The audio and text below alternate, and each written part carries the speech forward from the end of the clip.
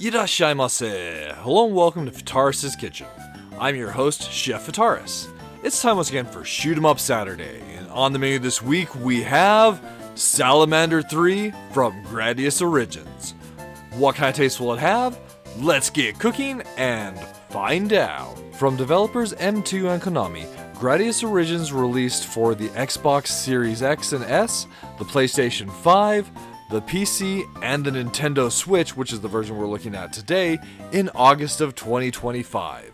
Celebrating 40 years of Gradius history, this collection includes 6 arcade titles with numerous versions between them, and the focus of this week's video, Salamander 3 from developer M2, the first newly developed shoot-'em-up title in the Gradius franchise in over 17 years. Hands down, I consider this title a must-buy for any Gradius fan. In addition to that, I highly recommend this title for anybody that's a shoot-'em-up fan. You've got 6 arcade titles with excellent emulation, as well as a newly developed title that I would go and pay the full entry price for just for the opportunity to play that one alone. So with that said, let's dive in and check this collection out. Finding ourselves at the game title selection, you can see the titles that are included in this collection. We have Gradius, Salamander, Life Force, Gradius 2, Gradius 3, Salamander 2, and the new Salamander 3. So for the older titles, these are all the arcade versions of the game, so keep that in mind. When you select your title, if there are multiple versions available, you'll see that selected here. And you can see at the bottom of the screen what makes each of the versions different and unique. I really do appreciate that they included that information. Selecting your version, you're taken to the screen here, and you can see the modes we could potentially play the game in. There's the original mode, the easy mode, or the invincible mode. And in addition to that, for games that are marked with that green T, or rather versions that are marked with the green T, you also have a training mode available. M2's done an excellent job including a lot of bells and whistles for this collection. So you have rewind, save states available for it. In addition, there's also some really nice M2 gadgets included to help you with more of the information about the game. For all of them but the newest title, Salamander 3, they wanted to have that one be more of a unique experience. In addition to that, under the submenu part, we also have a beautiful sound gallery with music from all 6 of the arcade titles, as well as a visual gallery with art from all the various games, including some really awesome design art from even the original Gradius. So for a 40th anniversary collection, it's definitely great to see that in there. The Gradius guide just has all the enemies with their point values. There are achievements, of course, for the game itself, but for our purposes, we're focusing on Salamander 3. So before we dive in, one thing to note. All of the games do support 2-player, however, the Gradius titles are 2-player alternating, whereas the Salamander and Life Force titles are 2-player simultaneous. So that's how we'll be showing this game off today. Selecting Salamander 3, so the game doesn't have that easy or invincible mode that the other titles have. We just have the original mode. As I said, this is just experimenting with what if this game came out, well, as they're saying right there, in the late 90s. Firing up Salamander 3, we have a little bit of an intro cutscene that kind of tells you what's going on with the game itself. But one thing to note, even though this title is a console exclusive, it treats itself as an arcade title. So if you want to get to the start screen, first you have to put credits in. Once that's the case, as you can see here, if you have completed the game, there is a stage select available. Pressing start, we're taken to our player select. Initially, there are just these 2 ships available, the Lord British and the Vic Viper. It is possible to unlock an additional ship, and it'd be great if there were more ships available, but I honestly don't know if there are. Selecting our ships, we're taken into the gameplay, and this is very typical Salamander style gameplay. So initially, we start off with a horizontal scroller. And as far as the power-ups are concerned, this is done in the style of Salamander and Salamander 2, where we have specific power-ups that we can pick up that will go and give us items such as the multiples, lasers, our missiles, even the force fields. All of that comes from picking up specific power-ups rather than the Gradius style power-up bar. So some people might prefer the power-up bar, other people might prefer this style. It's all just dependent on what kind of gameplay you like. By default, you do have a button for your missile and a button for your shot, but on the shoulder buttons on the Switch at least, the right shoulder button does act as both your missile and your shot itself.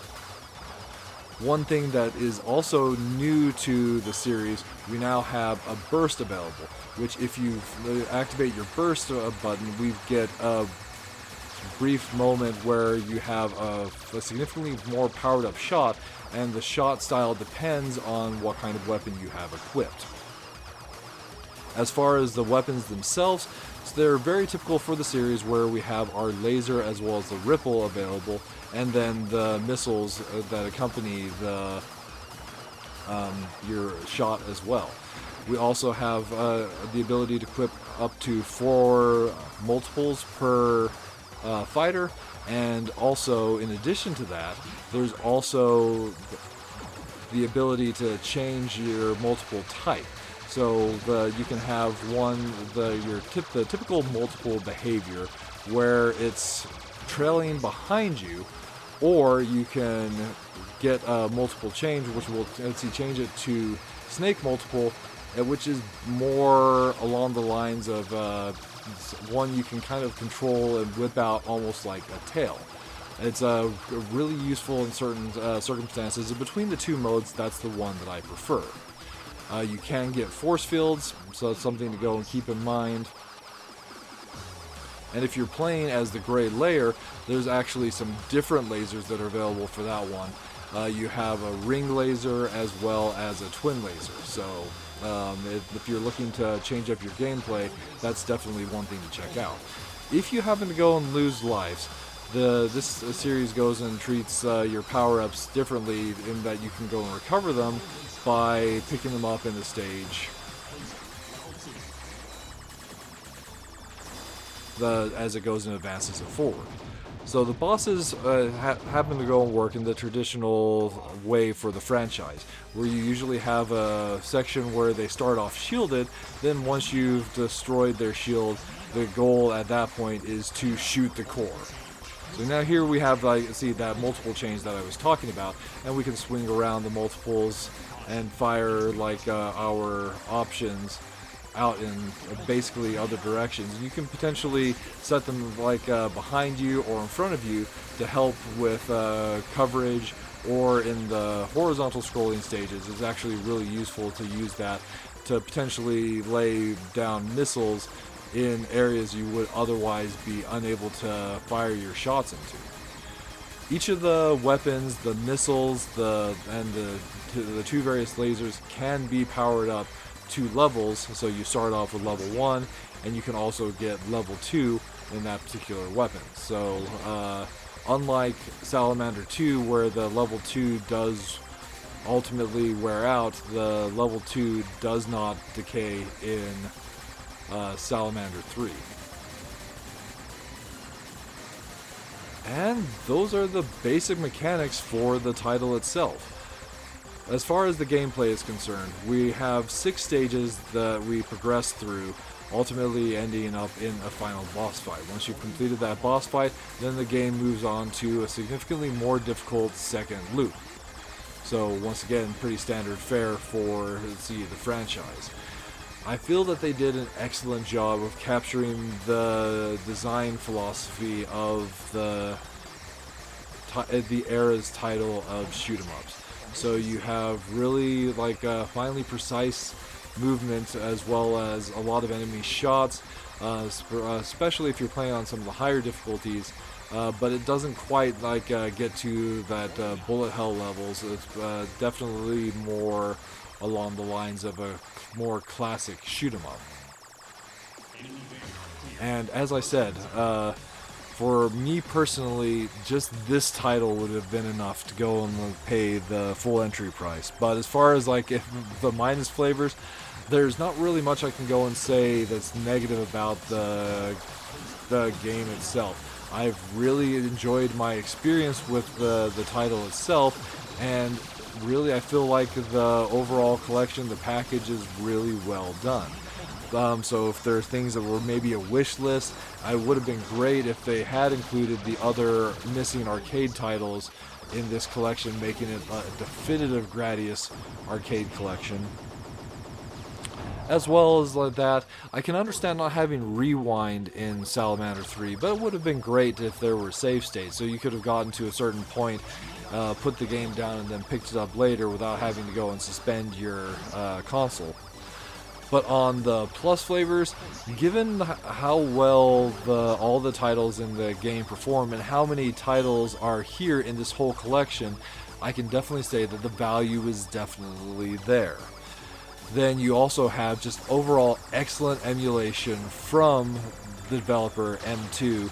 So if you're familiar with any of their works that they've gone and done with the shot triggers, as well as other collections that they've helped go and bring to multiple consoles over the years, you'll know that if you're looking for emulated versions of classic titles, there's almost nobody that goes and does those collections better.